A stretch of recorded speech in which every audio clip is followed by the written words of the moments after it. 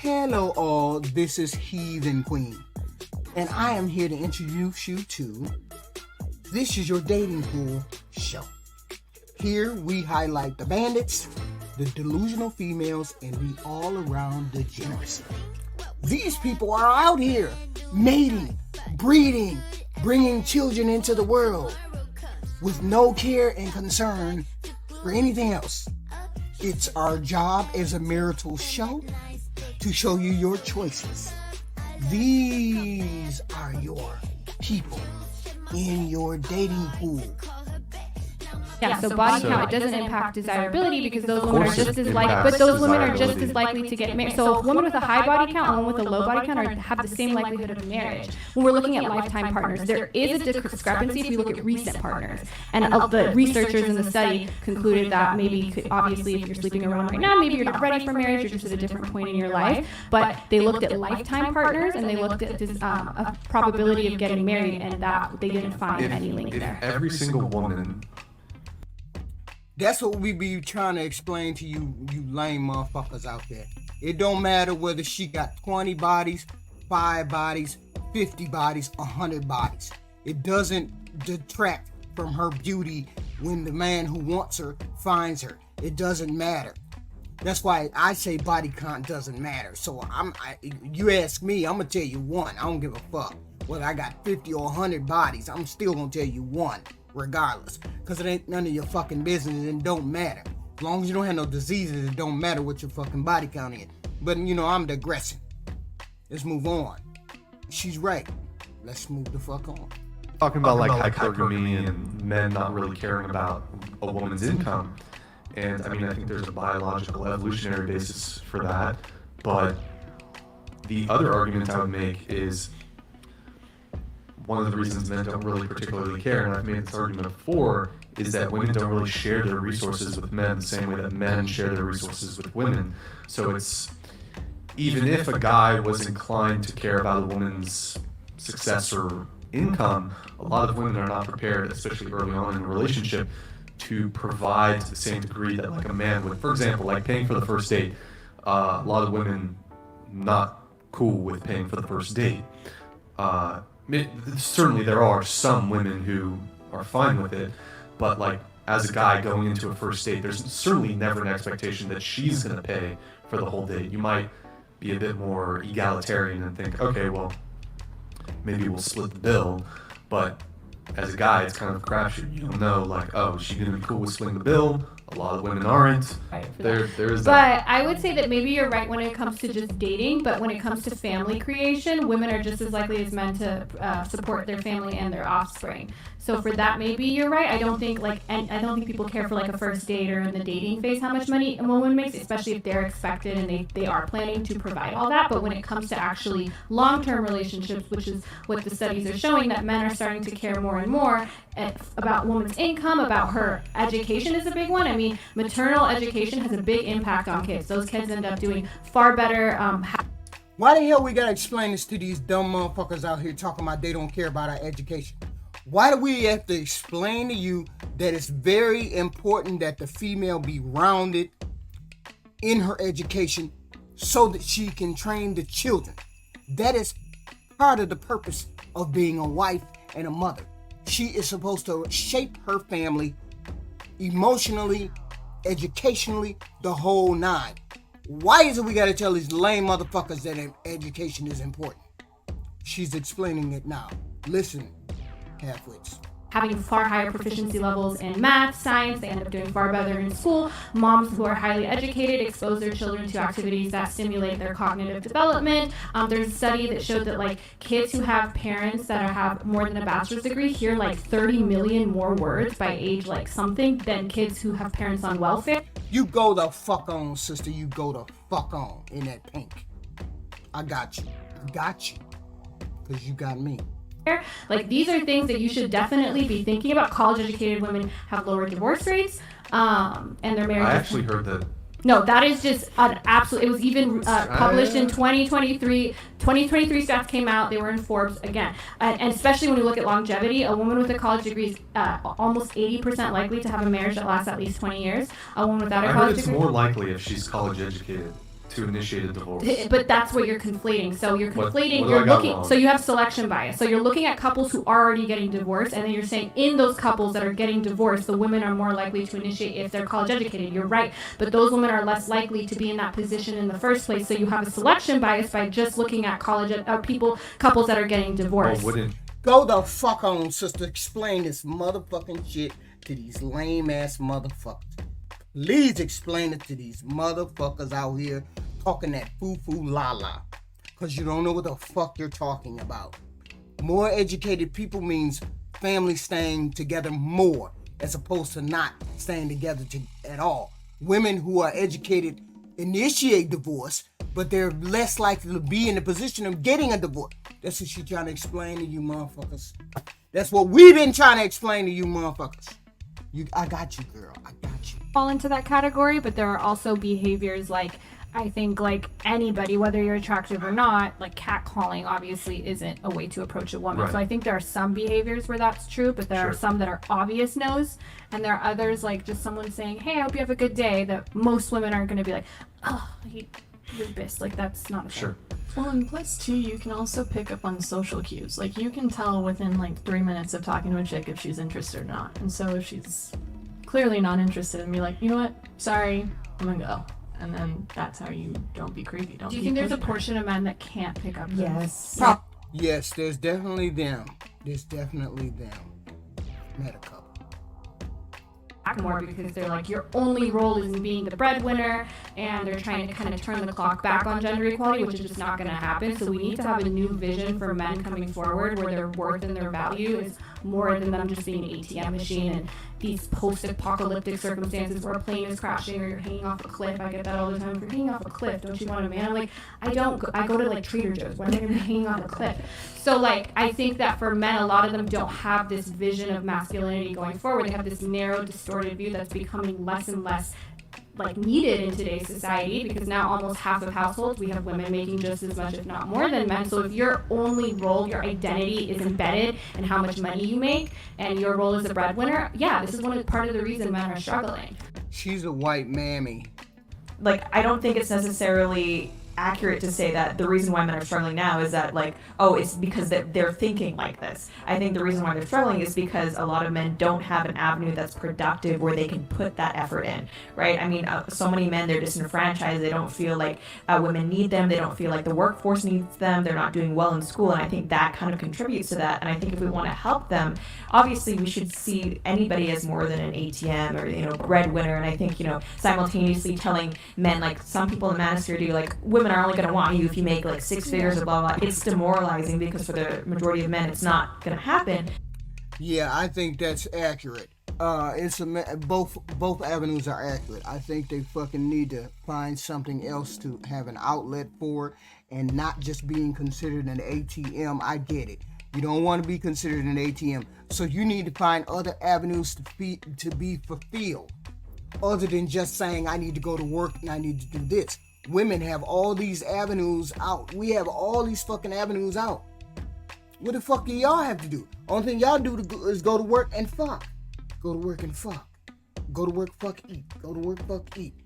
We have all kinds of outlets. We have things we can do. We can go see women. We can go to plays. We can go out. We can go shopping. We enjoy all of these other things. And you guys just enjoy sports and maybe this, that, and the third, or maybe 3 or 4 other different things. It's not our fault. It's not our fault that you're not fulfilled on different levels like us women are. You need to find something else to fucking do. I agree with both of them, but you need to find something else to fucking do. Instead of trying to bring us back to the 1950s and 40s where we ain't finna fucking go.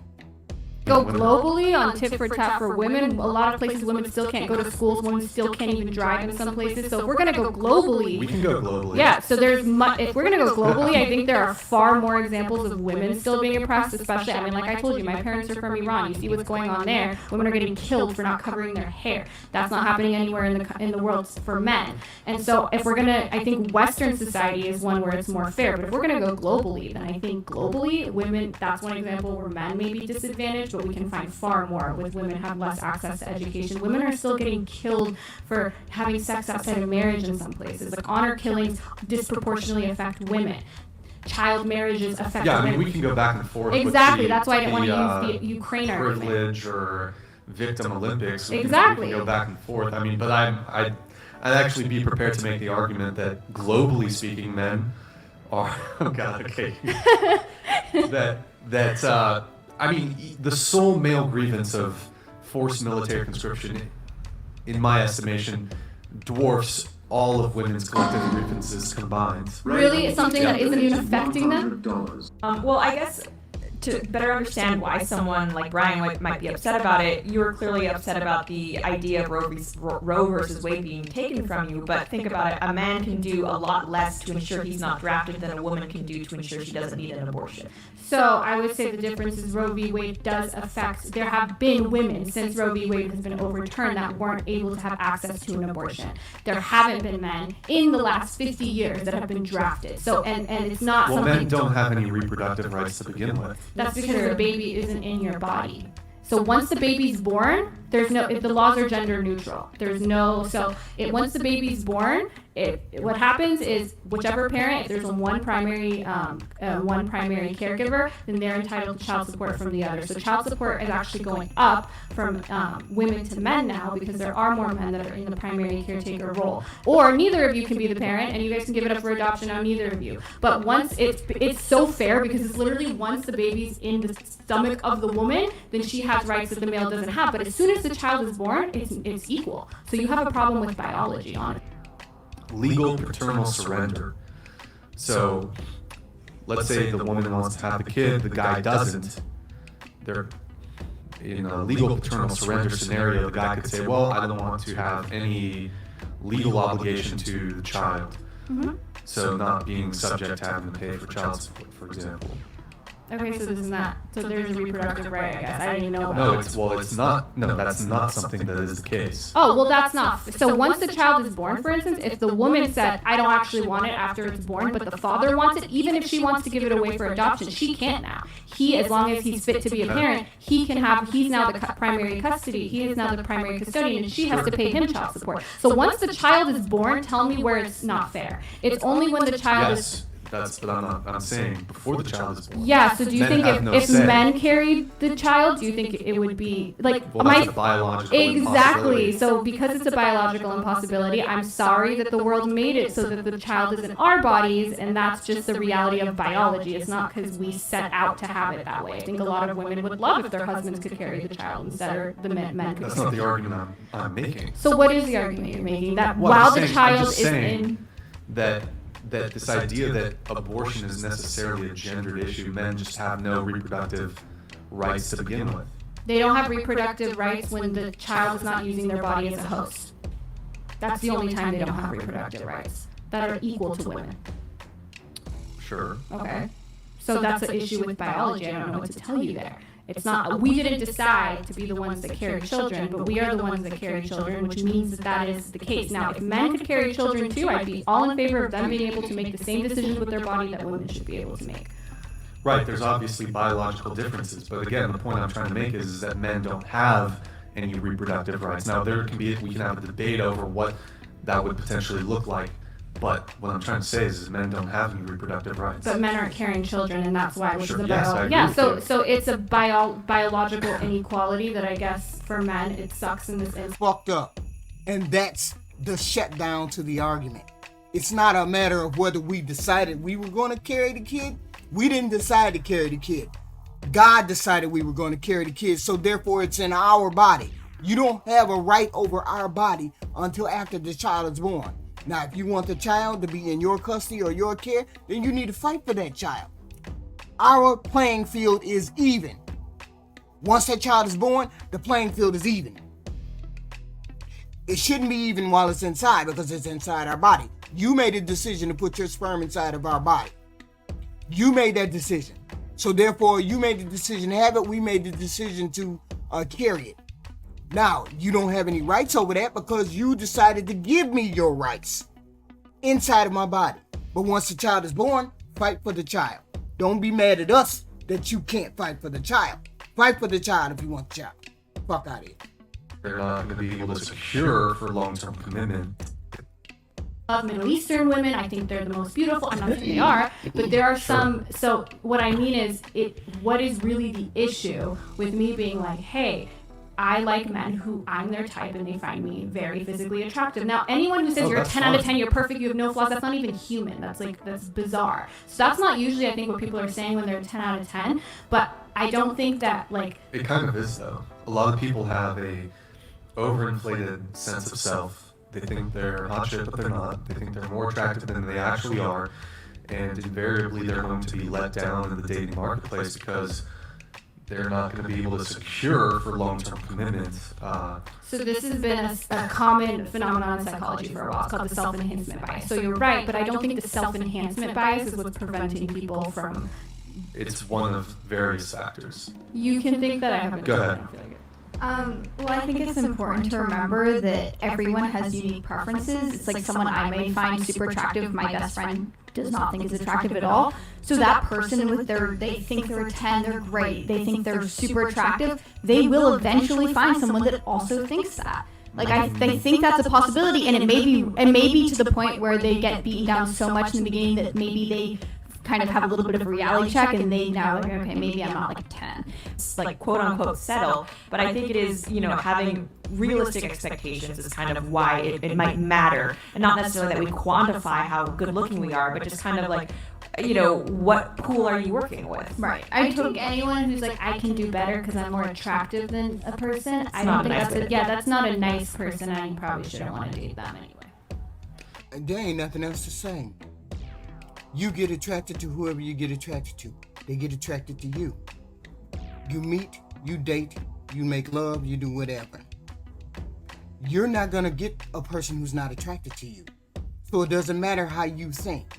The person that is attracted to you is always gonna approach you, and you're gonna either be attracted or not. So all of this overinflated sense of self, it doesn't fucking matter. I can think I'm a fucking 10, but if the world thinks I'm an 8, oh well. Or if the world thinks I'm a 5, oh well. I can still think I'm a fucking 10.